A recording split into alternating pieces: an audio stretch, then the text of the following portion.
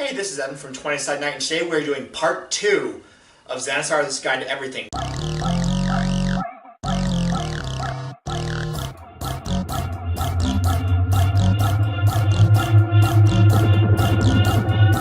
Today we are going to turn it over to my good friend Lance here, and he's going to talk about more of the Dungeon Master stuff, whereas in the last video I talked more about the player side of it. If you haven't watched part 1, you should. It's a great video, and it'll help you get more of a overall filled-in picture. Click on the link right here. It's alright. Anyway, part 2, Xanathar's guide to everything. It starts on page 77, and it does say up there on the header, it's the Dungeon Master's Tools. It tells a lot about a lot of stuff that I thought was missing from just the straight PHB or the Dungeon Master's Guide. It talks quite a bit about the different tool proficiencies. It talks a bit about how skills really play a role in there. It goes on about how traps work, which I like how traps work in this one here. It tells there's 3 basic sort of mechanics to traps that I'll go over. Talk about downside activities and magic items. There's a bunch of different ways how to get magic items. Some of them we've already been doing, but it's nice to see that they are backed up here. And charts. Dozens and dozens of pages of charts, from random encounters to outcomes to your downtime activities. Bunch of charts if you just want to be able to roll some dice when you're doing your game prep, or say if your group doesn't do the thing that you plan, which when do your players ever do something that's planned?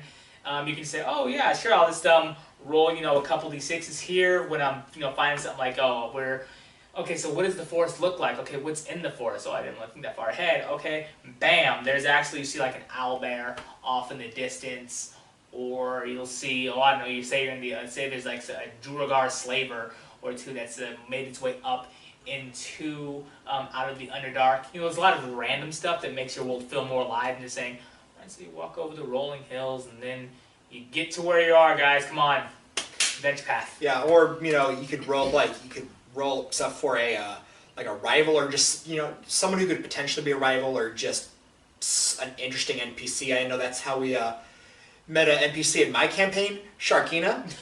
Yes, the beautiful Sharkina. Yeah. I like the rivals page. It does add a lot to your players being in a campaign world, and not just they're the only 5 or 6 people, but beings walking around doing stuff, making noise. Say one of my favorite ones was the rival adventuring group. That's one to get say if your group is basically, I don't know, the Avengers, they're top tier in what they do. They're the ones that go out and slay the green dragon and get the choicest cuts of its hoard before the scavengers around start taking whatever gold is left or art's left. Say your group is the one that's well renowned for destroying the Lich, when little did you know there's also 5 other jerks just always in the wings, just, oh god, one day we're gonna get my moment. We're gonna be the ones, guys.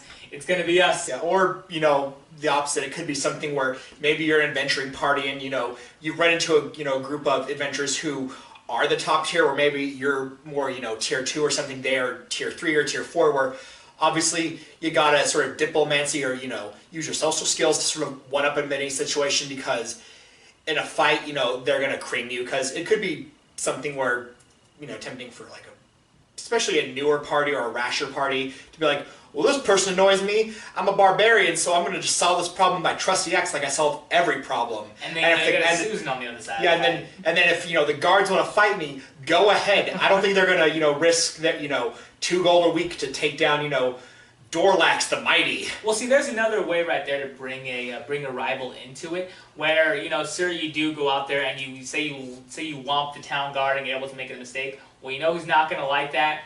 The local lord who's trying to have peace in his land, or say you did decide to, I don't just instead of pay for the potions of cleanse you got, sort of take them when the town guard are called. Well, then that guy's going to go out there and hire out some mercenaries to track you down, and then you have a lawful rival against you, where he's not doing anything wrong. He just wants his stuff back or pay back for it in some way.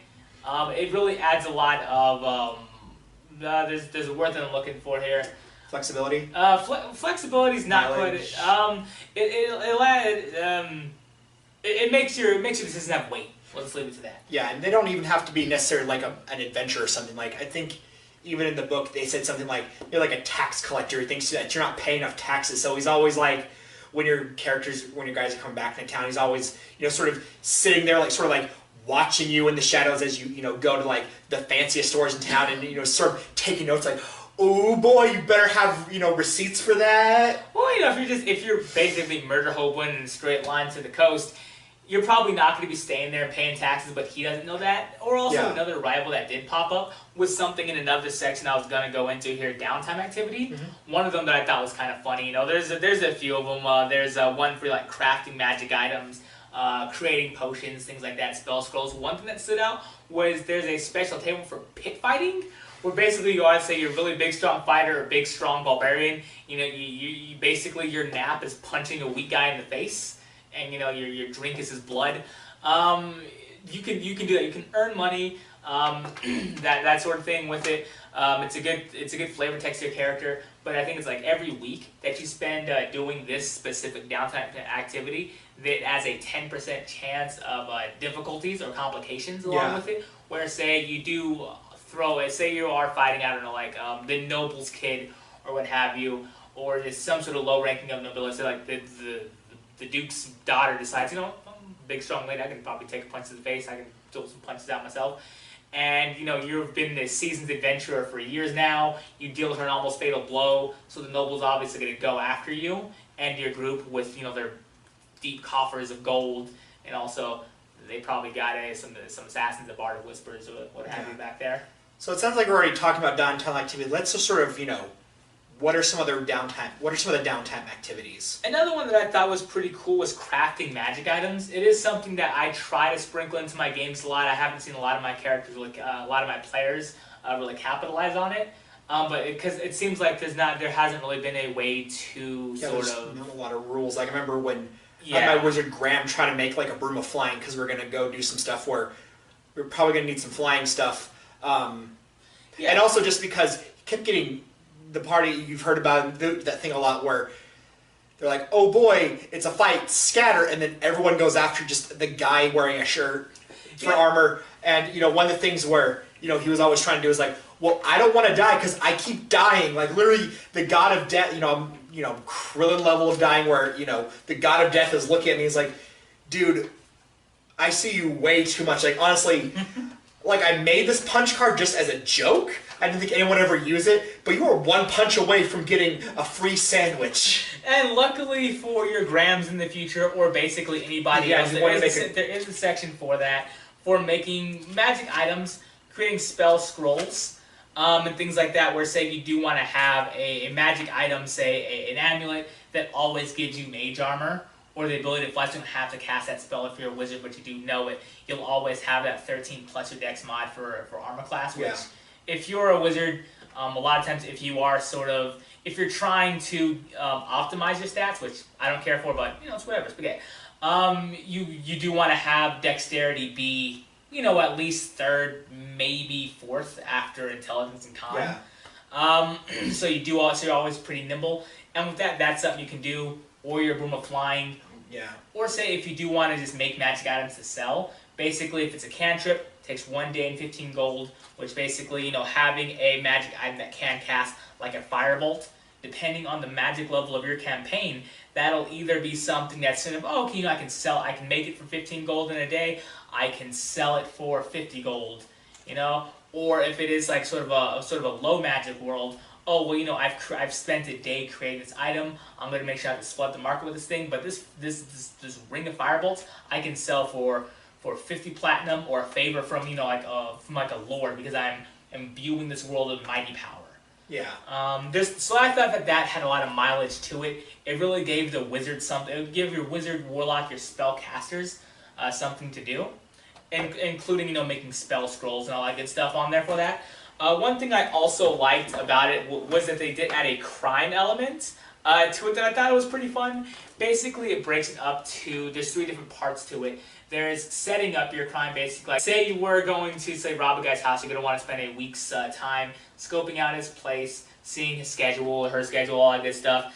And then you wanted to take some time to, It would also cost some gold to do this, whether it's paying off the town guard to look the other way, or just paying for like burglars' tools or whatever.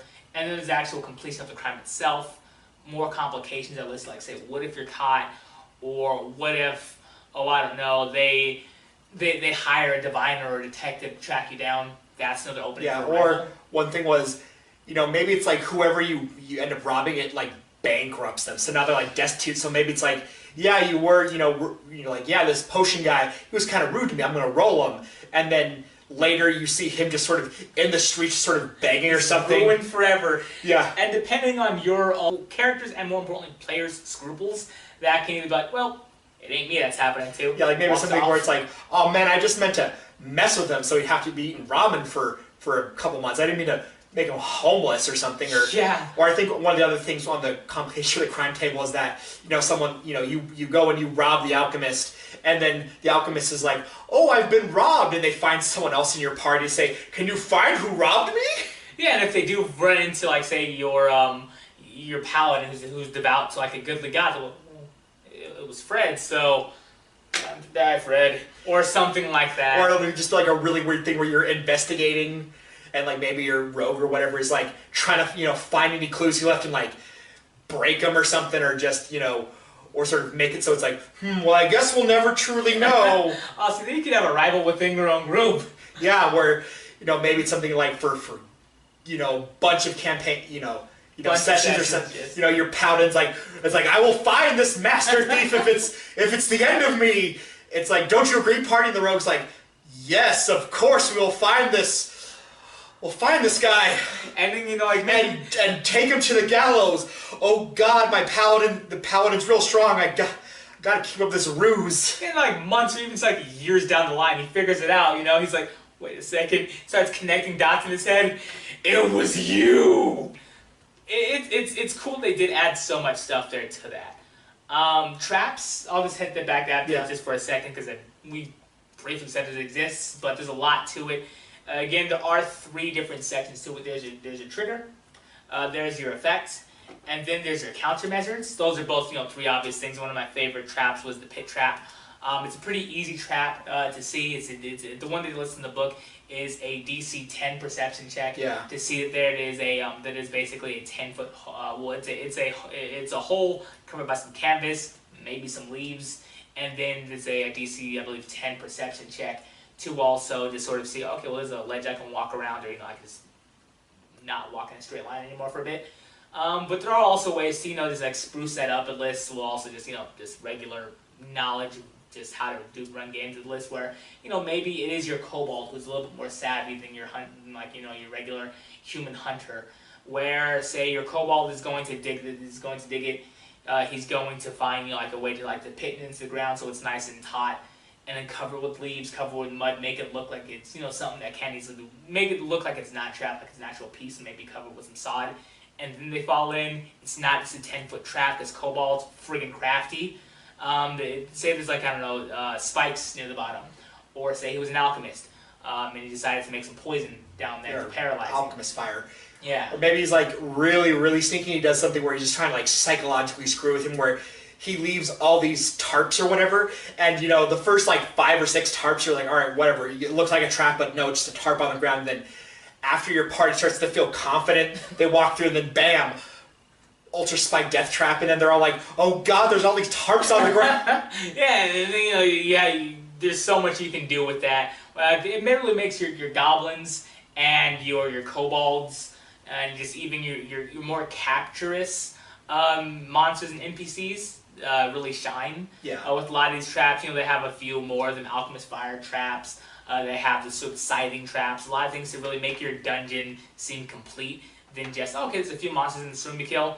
Okay, well, I have some gold on them. All right, what's down there? Yeah, and also just it's easier just because, maybe you did intend for a bunch of traps to happen, because there are a lot of tables and stuff for it, which I do like. Tables are, they come off as dry, and I can understand why you don't want to read them, but honestly, they can really help you, spruce up a dungeon, or, make something like, maybe they're breezing through the dungeon way too quickly, and, you're worried that they're just going to, you have this boss that you want to be like a really cool fight, but, but with the rate it's going, they're just gonna walk up to him, beat him. So maybe you can roll some, look at the tables, roll some dice, and have some traps instead of having to sit there and be like, oh, I gotta think for a minute what's down the hall, because then your players are kind of gonna know what's up. Traps are also a really good way to wear down your players if you do want to make it seem more tense before they get to your big badge. Like say they are fighting up the wizard's tower to go collect the crystal gem. So he's obviously going to have things like, pit traps on certain steps.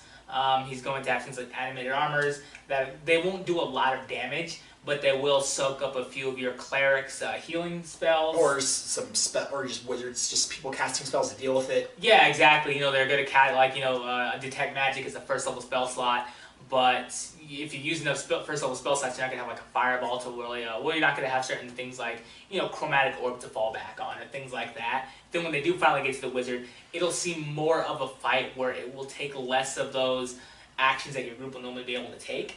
To take that wizard down. We'll have to do more than just, okay, well, Frank over here, he's a really strong paladin, he can just smite him real hard. Well, he's already used that for healing, or he's already used that for, he's already used all his lay on hands. Yeah. So traps, they do take place of monsters in a lot of situations too, where, your group fights monsters so often, they don't even have to think about it, they just slather all the armor they can, all the magic rings, the rings of protection they can.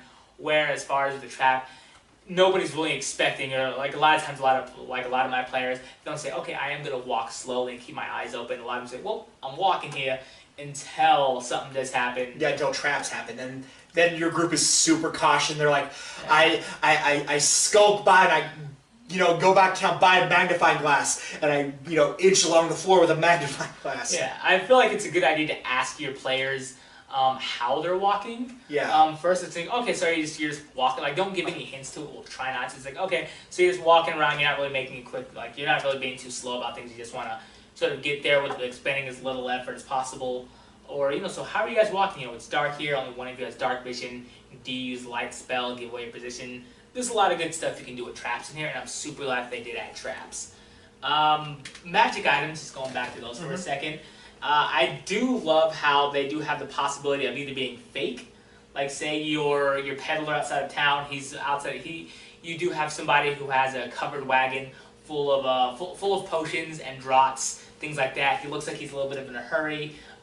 Insight check will tell you, like even on a DC 10 insight check, this guy, he's uncomfortable right now, but he's selling you his wares, he seems nice enough, he's talking to you to a smile, and he has decent prices on, say, healing potions or what have you.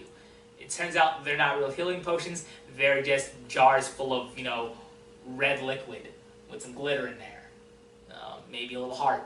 Another one of them was wood if they're stolen. Say you do find that same guy out there, he's selling, say his health potions are real, or not, but he is selling, say, Staff of the Adder.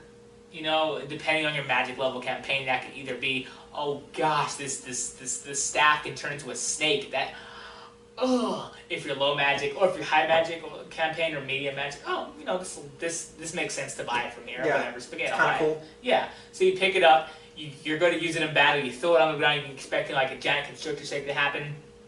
It's got to rot on the floor. You're littered. Or that's if it's fake. If it's stolen, to that where, say there is again your rival who's like, ooh, you stole something. Like you bought a stolen item. It's a guard on you. Or that can be another opening. I do love the rivals they have in there because it gives a reason for an NPC to hate your characters. Yeah. What if it was stolen from that other adventuring group and you're walking around with it? They don't know who stole Jim's axe. They see you with Jim's axe, or you say walking to town where they are like, they're the wardens of this land basically. And so a commoner who's like, oh man, I love Jim. He finds them. Sends you a message, they roll back into town, hey, give my axe back or die, that sort of thing. There's a lot to it for magic items. A lot of it for carousing as well. Basically, I did like how it splits up. You can, if you have a noble background, for situations like that, you can go and sort of carouse with the upper class. I think it's like 250 gold points per week, but you can sort of hobnob with them, get rumors, and make yourself seem better. in their eyes, maybe get some unique quests. But if you're, just like a working Joe, well, that depends on either your DM's discretion or just, nah, you look gross. You gotta talk to the middle or lower class, you dreg, sort of thing. Yeah. So I thought that was cool. It does have a reason for the upper class to exist, aside from just a guy with a monocle going for a bit. Yes, poor people. How incredibly droll. It's neat to see how they would exist, and the different implications that they can have with your adventuring crew. Yeah. Random encounter charts. We did go over them a little bit. How there's like a bunch of them for different sort of either Arctic, Underdark, Grassland. A lot of them. So there's not really too much there. We can go over it again. I don't want to go over the 10 or 15 things that's in each chart.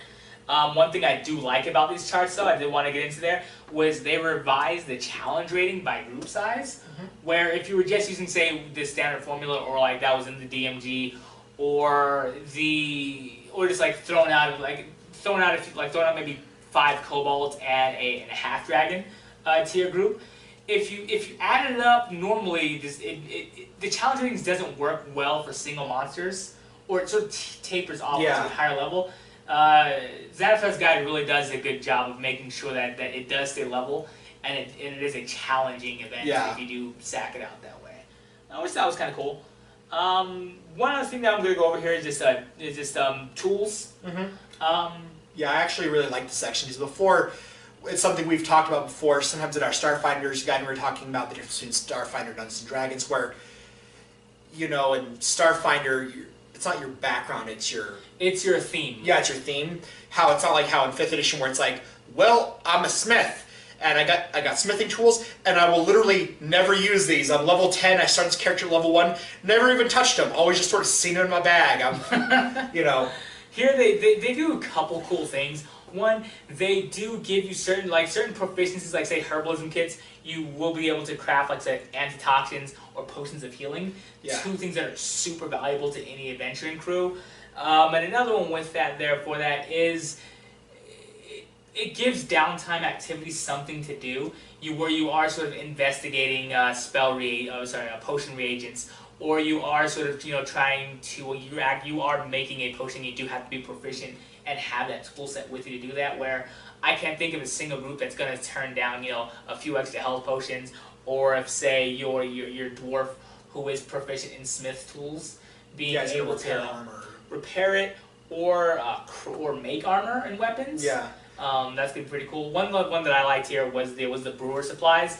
It's not just for your dwarf who's playing to her typical stereotype where mega alcoholism. Yeah, I'm a dwarf, so let's just rub on some drink and pour it inside. Push the emotions down with some brown. No, it does do more than just that. Or if you're drunk and mashing, I gotta gas up this tank somehow. Where you can do things like sort of dull, like medicine checks to help you dull pain. Let's say if I get this guy this drunk, we can sort of do medicine checks on him without him howling out in pain or being able to push on a little bit harder. It does help you recreate it helps you distill and make potable water out of just regular brackish swamp water. Where if you are doing a very survival heavy campaign that Alex is running, how the survival is and all that. Yeah. And if you're not just Sam where you're just eating people like a madman, it does give you a way to sort of ease that a little bit for you and have just this otherwise overlooked aspect have a pretty critical part. Yeah, like even with like really small things that you think would never really apply to anything, like for example, cobbler. What the hell is a cobbler? What are you going to do with cobbling? I mean, it's not like the biggest thing ever, but one of the cool things it can do is it's something where, regularly when you're just walking and traveling, if you're walking on foot, you can travel for 8 hours per day without incurring exhaustion, but for cobblers, they can do some sweet maintenance on your shoes, keep your shoes real nice, keep them Air Force Ones looking fresh, and you can go for 10 whole hours.